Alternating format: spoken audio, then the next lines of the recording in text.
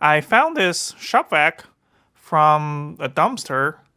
Initially, I was planning on taking it apart, see what's inside, kill the cats, and throw it away.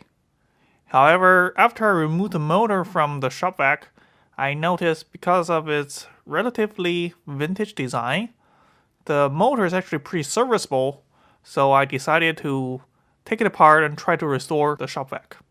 Disassembling of the motor is very easy. Just remove all the Phillips bolts and the whole thing just comes apart. You'll notice there is like 1.5 to 2 inches of brushes left. That's a lot of life left in the motor.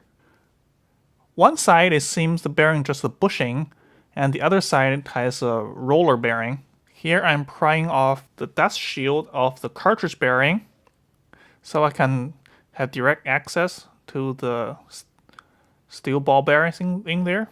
After using degreaser to remove all the old grease, I will be repacking the bearing with new synthetic grease, which will give the bearing a lot longer life. There is a rubber O-ring between the motor housing and the roller bearing. Due to the time, the old O-ring has deteriorated. I don't know the exact size of the old rubber O-ring because it's probably been stretched over the time.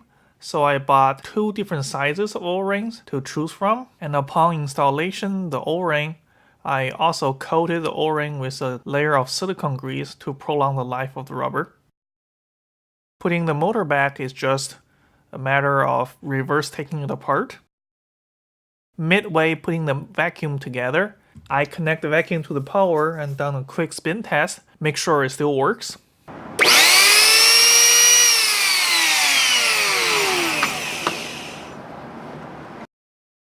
Now it's just a matter of reassembling the whole Sears wet dry vac.